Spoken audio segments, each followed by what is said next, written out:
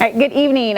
Tonight we are going to start part one of a lesson I'm calling Stubborn. And that's because, first of all, as you read through chapter 9, you might have noticed that chapter 9 doesn't end the story. Like, that story continues into chapter 10 to actually finish.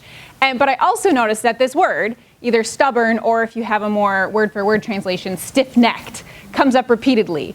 And when words that aren't common are repeated, it is a sign for us to pay attention. Like, this is part of the point of this story. And that word just keeps coming up. I counted 4 times, but that was a quick perusal. So as we continue into next week, maybe read chapter 9 again with chapter 10 and pay attention. Look, how many times does stubborn or what it's translating is stiff-necked, depending on what your translation says.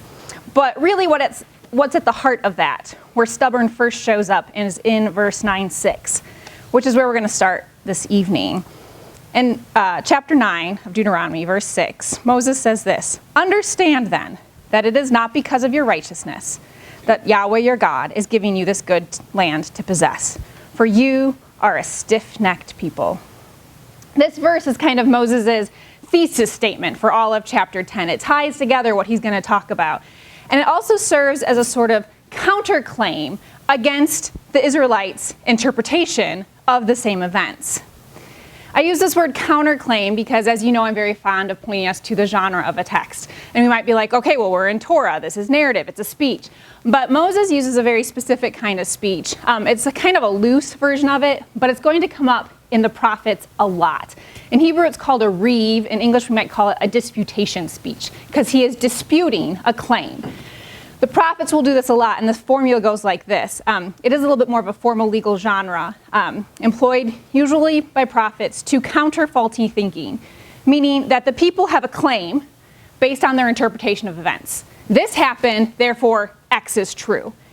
And they're going to live according to this belief that they have clung to. But a prophet's going to come along and say, I know you think this because of this, but this is my thesis based on this evidence. Read the prophet, see how many times the prophet says, you say you are safe because this is Jerusalem city. Let me tell you what the covenant says about that. It comes up over and over. The claim, the conclusion that the people have reached based on a set of events. And then a prophet's going to come along and say, yeah, but you're looking at this the wrong way. So let me provide some other evidence that you carefully and selectively chose to ignore, and really we're going to come to this conclusion, and now what are we going to do about it? Because it's generally the opposite. So what was the people's claim? We get that just before Moses' thesis statement in verses 4 through 6. And he says, after Yahweh your God has driven them out before you, do not say to yourself, Yahweh has brought me here to take possession of this land because of my righteousness. No. It is on account of the wickedness of these nations that Yahweh is going to drive them out before you. It is not because of your righteousness or your integrity that you are going in to take possession of their land, but on account of the wickedness of these nations. Yahweh your God will drive them out before you to accomplish what he swore to your fathers, to Abraham, Isaac, and Jacob.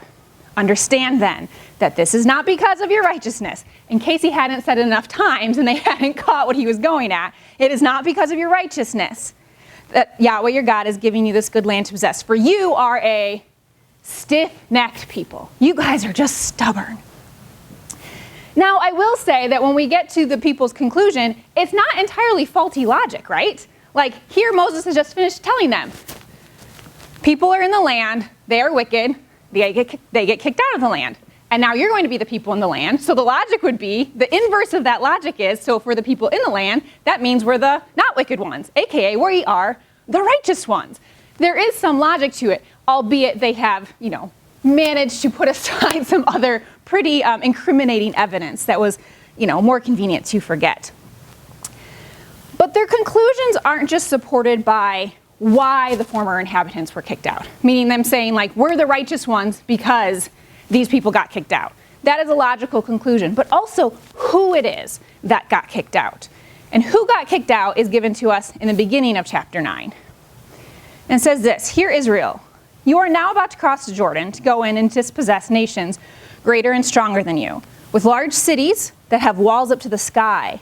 The people are strong and tall, Anakites. You know about them and have heard it said, who can stand against the Anakites? But be assured today that the Lord your God is the one who goes ahead of you, like a devouring fire. He will destroy them. He will subdue them before you, and you will drive them out and annihilate them quickly, as the Lord has promised.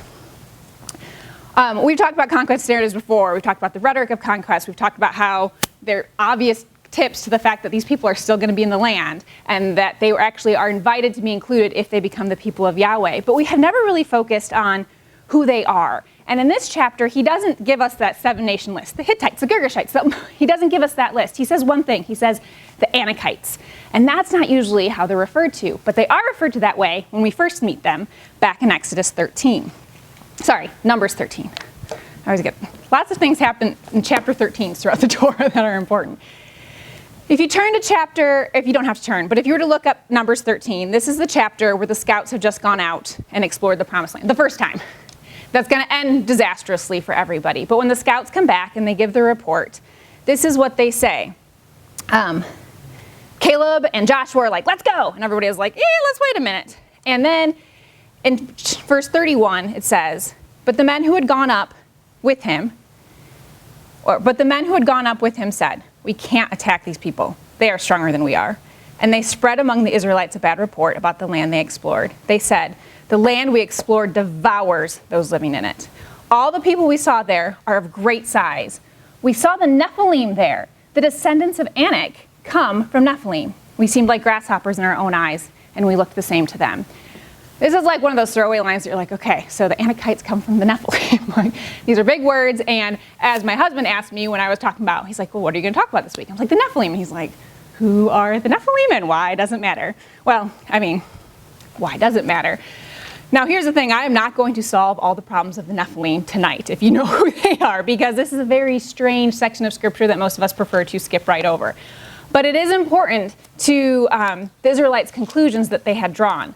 The Nephilim appear in Genesis chapter 6. It is the chapter that introduces the flood. But before we get to Noah and to the events of the flood, we get this section that says this. When human beings began to increase in number on the earth, and daughters were born to them, the sons of God saw that the daughters of humans were beautiful, and they married any of them they chose.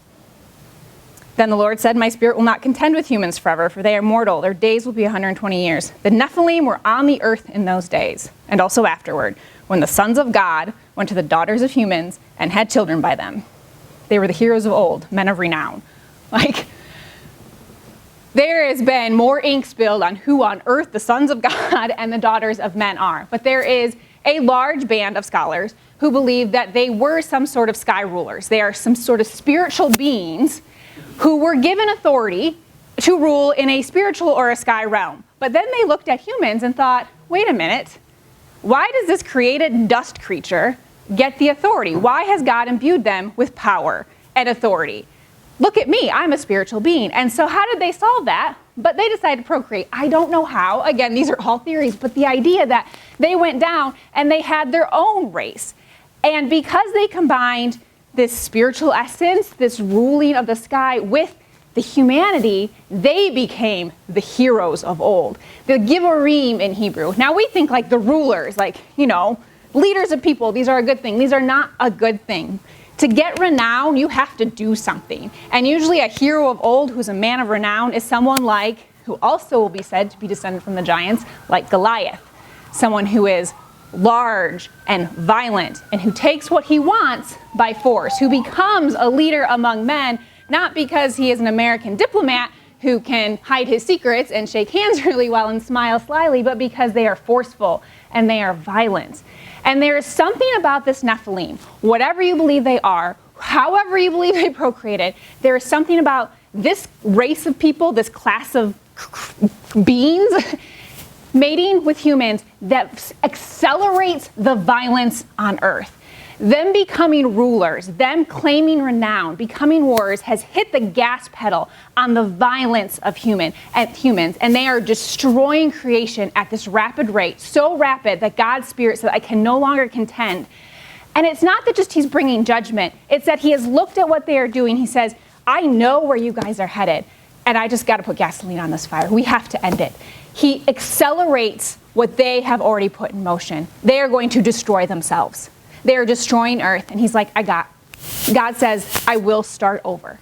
The violence, the wickedness is of such an extent, it is time to reset creation. The floodwaters are often pointed to by scholars as a form of recreation. If you look in Genesis 1, floodwaters covered the deep. Neither good nor bad, they're kind of immoral. It's just chaos. It's non-creation, non-order. And so floodwaters once again cover the earth, wiping out the evil and kind of hitting a reset button. That we're going to restore creation, and God is going to also restore a human in the place of doing what humans are supposed to do, bearing his image and bringing goodness and peace and filling the earth with the presence of Yahweh and what he stood for, rather than the violence of what fallen humans and spiritual beings mixed was doing to his creation. And so how does he do that? But he chooses someone. In Noah, we meet Noah in 6:9, and this is what it says about Noah. Noah was a righteous man, blameless among the people of his time, and he walked faithfully with God. He was righteous. He was blameless. He walked faithfully with God.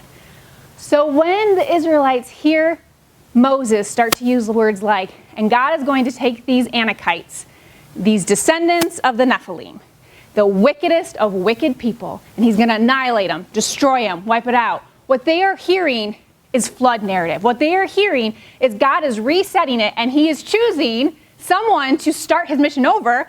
We're Noah. We are righteous. We are blameless among the people, and we walk faithfully with Yahweh. So this is when Moses had to look at him and like, I know the conclusions you are drawing, but let's take a walk down memory lane, shall we? With Noah, he was righteous, and let's not confuse that. Noah, gosh, I'm going to start confusing all my Old Testament names. Noah, when it says he was righteous, does not mean that he was somehow some perfect man, some prefigurement of Christ. The word righteous also means just in Hebrew. So what they are saying is that he was a man who was not unjust in his dealings. He did not seek his own gain through the way he interacted with other people. That's kind of supported by blameless among the people, meaning he's surrounded by this culture that is increasingly violent, increasingly destructive, increasingly seeking their own ends to amass their own power, their own kingdoms. And Noah was not a man who did that. Noah was not a man who was kingdom building for himself, but seems to have been looking out for others. Righteousness and justice really means to make sure that others are cared for. And that's going to come up again next week. And so he was righteous, he was blameless among the people, and he walked faithfully with Yahweh. And the Israelites couldn't claim any of those. They couldn't claim righteousness. They showed time after time. They hadn't had a lot of chance to demonstrate it. They were still kind of like just their own people groups. They'd been the oppressed people group for hundreds of years. But every chance they got it, they kind of show like they're going to act like Israelites, or they're going to act like Egyptians. Remember in the Decalogue we talked about the concern was to set a community where you didn't act like little Egyptians, that they didn't act like little pharaohs, that they didn't become an oppressive people themselves. That was really important to protect everybody in the community as equal heirs of these promises. They also certainly weren't blameless among the people. Every chance they got, they tended to act like the groups they were around. And even if these people who Moses is talking to could be like, that was my parents, that was my grandparents, wasn't me, they had just gone through a huge act of apostasy with the people groups who were right next to them. If you flip just a few chapters back into Numbers, at the very end of Numbers, you will see them going off with Moabite women, worshiping false gods, and a great judgment falls upon them. And that was this generation. But where Moses really lays into them is the walking faithfully with Yahweh. And here's where he presents his counter evidence. He says, you claim, you hear Nephilim, you hear Anakites, you hear destruction language, you hear resetting creation. And that is what God is doing. Yahweh is resetting. He's restarting his plan. His plan is always to dwell with humans, right?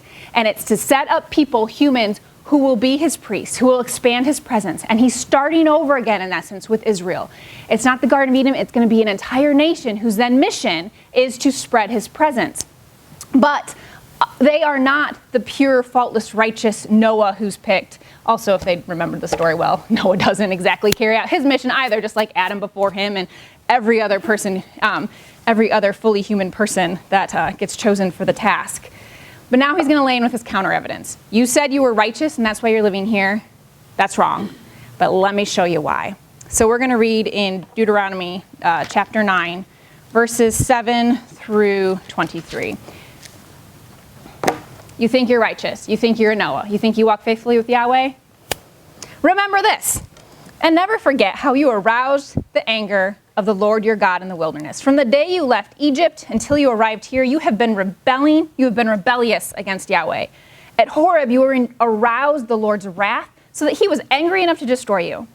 When I went up in the mountain to receive the tablets of stone, the tablets of the covenant that Yahweh had made with you, I stayed on the mountain 40 days and 40 nights. I ate no bread and drank no water. Yahweh gave me 2 stone tablets inscribed by the finger of God. On them were all the commandments Yahweh proclaimed to you on the mountain out of the fire on the day of the assembly. At the end of the 40 days and 40 nights, Yahweh gave me the 2 stone tablets, the tablets of the covenant. Then Yahweh told me, go down from here at once, because your people whom you brought out of Egypt have become corrupt. They have turned away quickly from what I commanded them and have made an idol for themselves. And Yahweh said to me, I have seen this people, and they are stiff-necked people indeed. Let me alone, so that I may destroy them and blot out their name from under heaven, and I will make you into a nation stronger and more numerous than they. So I turned and went down from the mountain while it was ablaze with fire. Don't you get the sense that he's like, really? Like, that's what they're doing? Like, I don't know. Well, I gotta go. Like, I just need to go check this out for myself. And the 2 tablets of the covenant were in my hands, and when I looked, I saw that you had sinned against Yahweh your God. You had made for yourselves an idol, cast in the shape of a calf. You had turned aside quickly from the way that Yahweh had commanded you. So I took the 2 tablets and I threw them out of my hands, breaking them to pieces before your eyes. Then once again I fell prostrate before Yahweh for 40 days and 40 nights. I ate no bread and drank no water because of all the sin you had committed, doing what was evil in the Lord's sight and so arousing his anger. I feared the anger and wrath of Yahweh, for he was angry enough to destroy you. But again, Yahweh listened to me, and Yahweh was angry enough with Aaron to destroy him. But at that time I prayed for Aaron too. Also I took that sinful thing of yours, the calf you had made, and burned it in the fire. Then I crushed it and ground it to powder as fine as dust, and threw the dust into a stream that flowed down the mountain. You also made Yahweh angry at Taberah, at Massa, and at Kibroth Hattaavah. And when Yahweh sent you out from Kadesh Barnea, he said, go up and take possession of the land I have given you. But you rebelled against the command of Yahweh your God. You did not trust him or obey him. As other words, you did not walk faithfully with him. You have been rebellious against Yahweh ever since I have known you.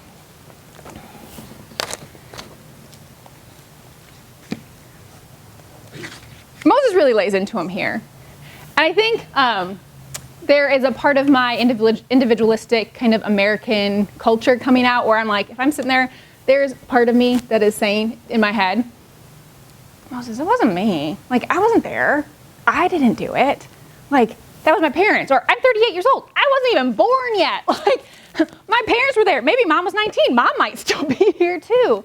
But there is this idea that has been repeatedly kind of enforced throughout Deuteronomy, two really, is that Israel is seen as a collective identity. So all of them are seen as a group, even historically. So not only were they kind of, is he saying, this was your sin too, but because remember, he also said, it's your covenant too. You were present. Each successive generation has to see themselves in both this, if they want to see themselves in the special covenant relationship, which they're absolutely supposed to, they also have to see themselves in the vulnerability that this is true of me, but this is or could also be true of me. This could be my sin, that I am not immune. And we still do that today. I mean, how many times do we say, like, well, if I had seen God in fire on a mountain, like, I wouldn't have made an idol out of a calf. Like, we can say that all the time, but we have a whole Bible. We have an entire Holy Spirit, and we're like, oh yeah, I messed that up again. Like, every single generation, like, it's still us. Yeah, me. I mean, I'm not a huge Taylor Swift fan, but I really do, like, it's me. I'm the problem. It's me. Like, this is what the Israelites are supposed to learn. I'm the problem. What's interesting here is Moses and God uses a lot of words for the Israelites. Like, if you notice when he talks about the Anakites, he just says they're wicked. He doesn't talk about what makes them wicked. He doesn't really give a lot of time or space to listing their offenses. He uses a lot of words to talk about this one story. And he calls them a lot of things. He calls them rebellious. He calls them stiff-necked.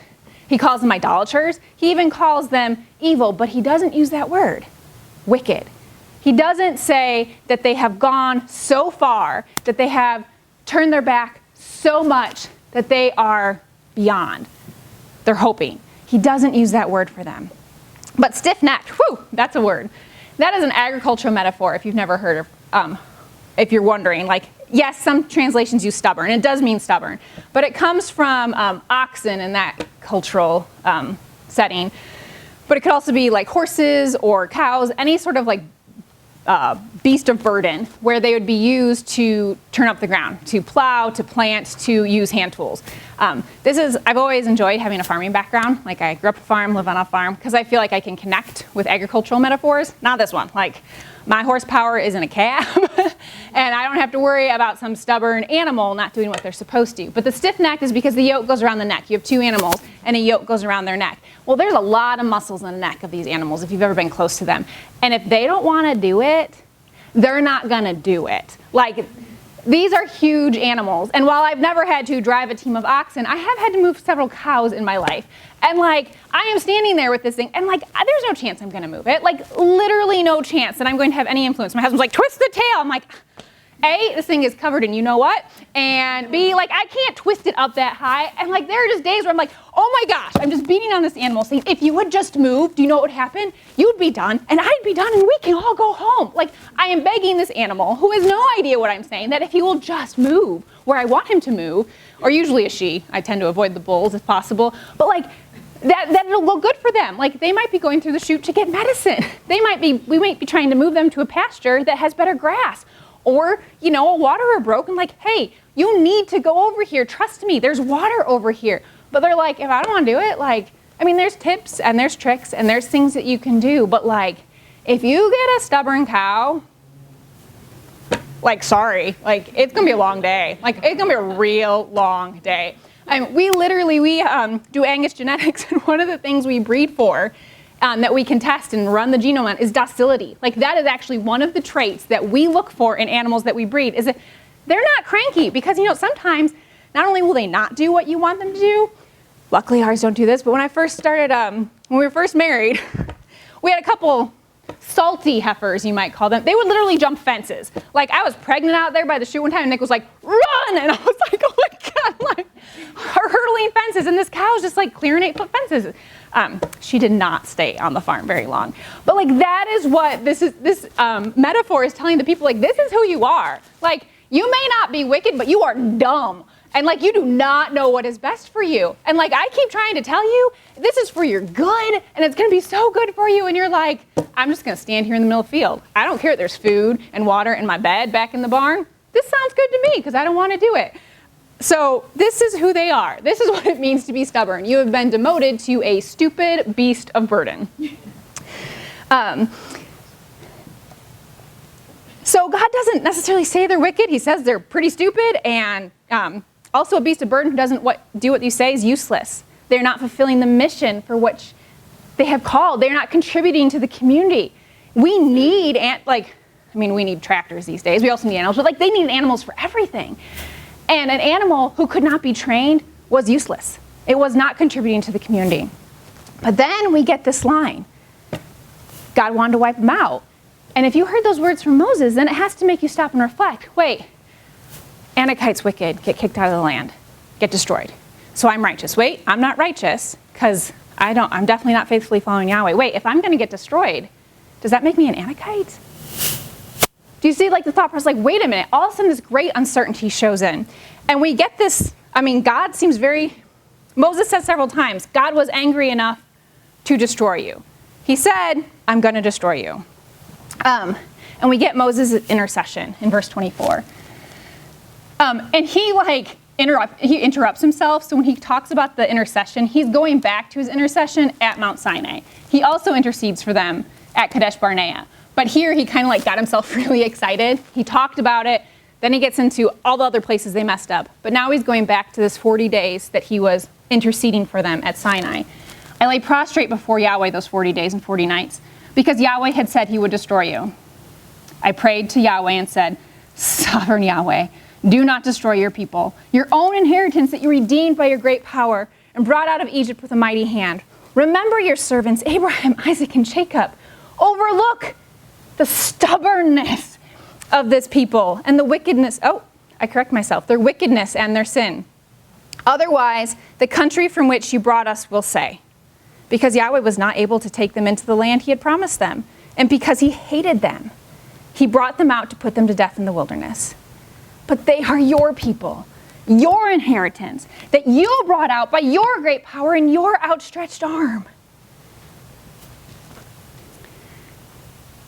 Moses is doing something kind of incredible. We are so familiar with like praying. He's not just praying, he's contending with God. And this is a pattern that we see throughout, not throughout the Old Testament, but we've seen before. God is giving Moses an opportunity to intercede. We think of this as God coming down as judgment, but God is coming forth to Moses and saying, what if I destroy them? They certainly deserve it. What if I did that? And God is giving him an opportunity to say, and to figure out who is Yahweh. Because Moses' arguments aren't like, you can't do that. Like his arguments are based in God's character. And this goes back to Abraham and God. In Genesis 18, God comes to Abraham and says, I'm going to destroy Sodom and Gomorrah. And he gives Abraham a chance, not just to intercede, but to contend with God. Because what Abraham came back to God with wasn't like, oh, don't do that, Lot lives there. Or really? Is it that bad? What Abraham had come back with was, will you sweep away the righteous with the wicked? He's asking, will you do that? Also, is that who you are? Because I don't think that's who you are. And then he finishes that speech with, far be it from you. This is Abraham speaking. Far be it from God. Will not the judge of all the earth do right? It's an invitation. And then it happens again. Some people think it actually happens with Abraham and Isaac, that God was actually giving Abraham a chance, not just to act in obedience as what he did was taking him up, but even before that to say, wait a minute, who are you? Who is your character that I have revealed? You are not like the gods around me. That is a theory of thought, but we also see it again with Moses here and Moses again at Kadesh Barnea. Some people say that Job is also contending with God. He gets some of his theology off, which is why God comes up to like, okay, brace yourselves, because I got something to say to you. But when you see with Abraham, we see with Moses, as they are leaning into the character that has been revealed to them, and they are pushing back on God, they are pushing back on what God is saying and saying, I don't think so.